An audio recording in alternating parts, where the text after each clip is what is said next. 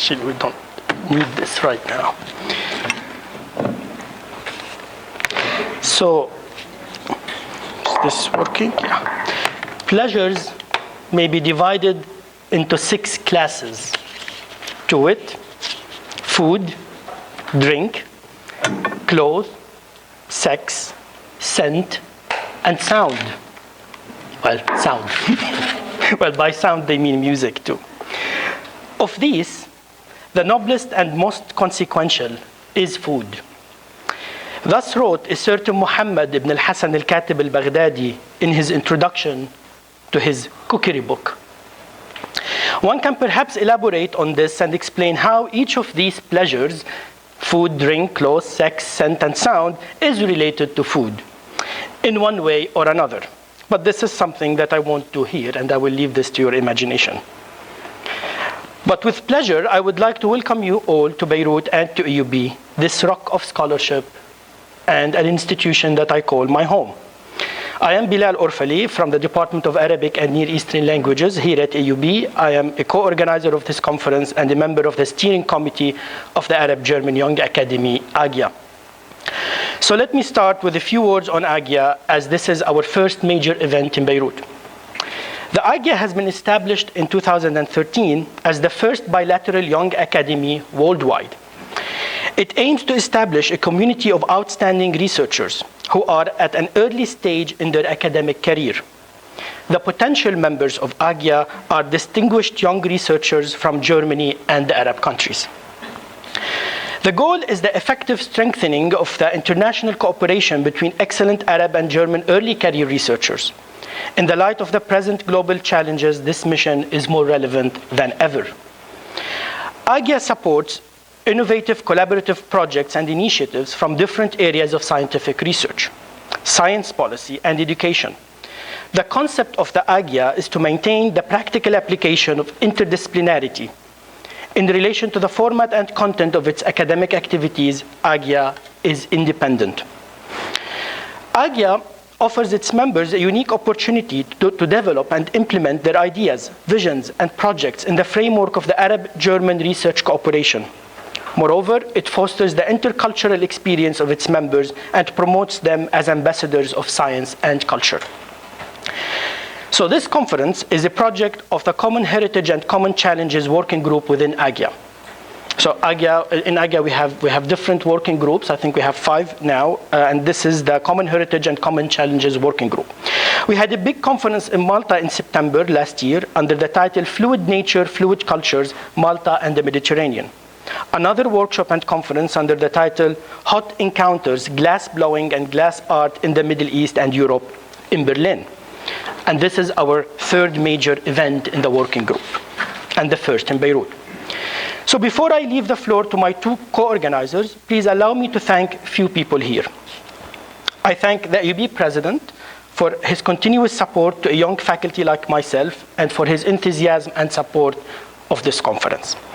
I thank AGYA administrator and AUB PhD student at AUB, Anna Ariyar, for her help in preparing for this conference. She worked tirelessly for this event to happen.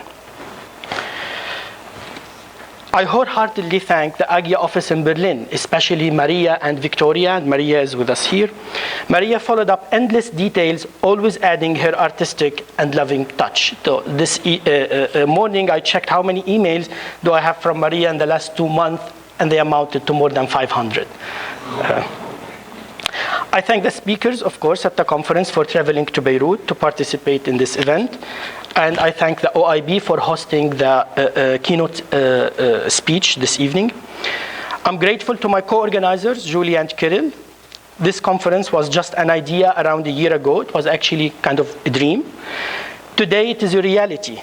Working with these 2 generous souls is an absolute pleasure, so thank you. I thank our sponsors, the Center for Arab and Middle Eastern Studies at AUB, the Arabic Department, Kifraya, Le Bristol, and my colleague, Brigitte Galland.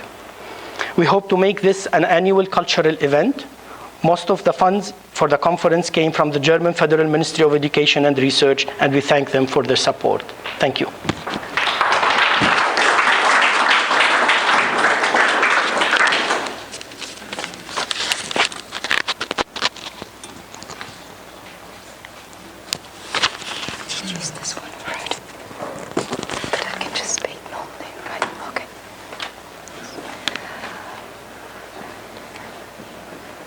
Now, food has long been neglected as a subject of research in the humanities.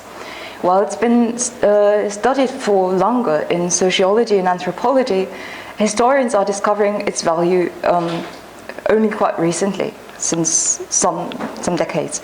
But now they are actually aware of the value of food in studying history. As Amy Singer put it in her recent volume, Starting with Food, I quote, "Food can be investigated as a marker of identity, culture, and class.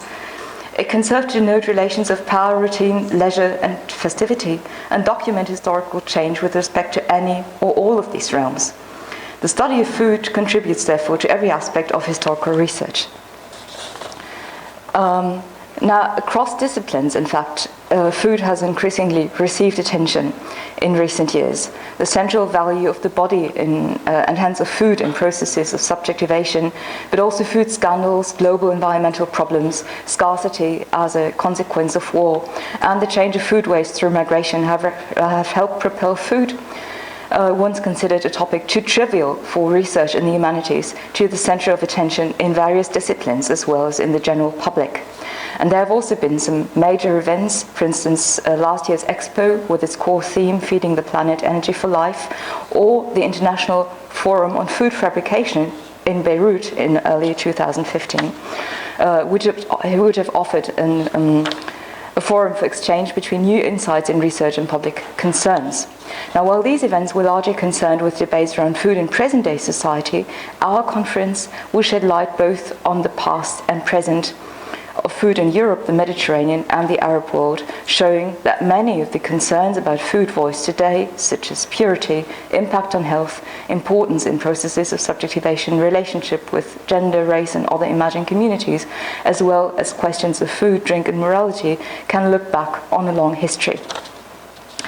Now, if we look at the research previously done in my discipline, which is history, it has moved from sort of an empirical perspective and a perspective focused on prohibitions and prescriptions to research with a wider social focus, in that now scholars are also investigating what kind of food members of the lower classes were having.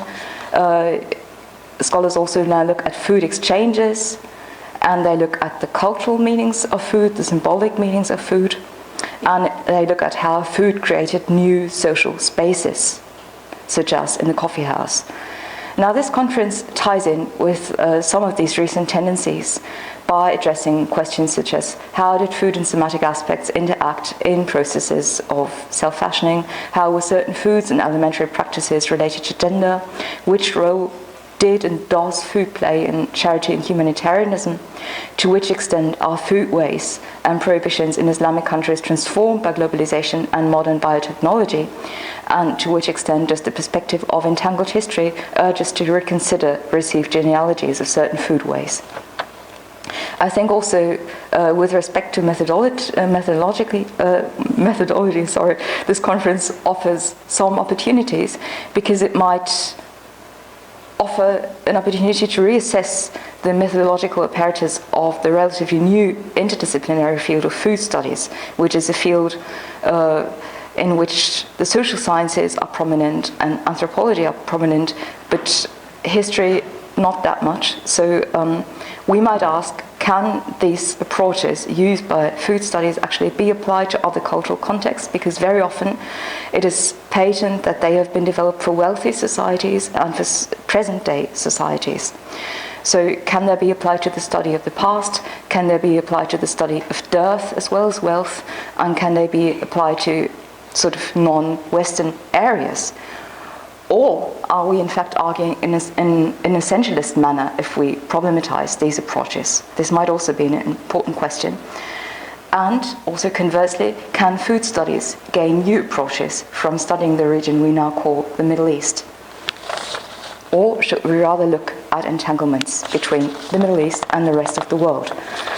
Now, these are questions we can discover or we can discuss in the altogether 7 panels we have in this conference, which are food and social status, prohibitions and prescriptions, body, intoxication, abstention, scarcity and humanitarianism, and food and gender. And before we move on, we move into the first panel, I would like to pass the word to my fellow organizer, Claude Dimitrov. Thank you.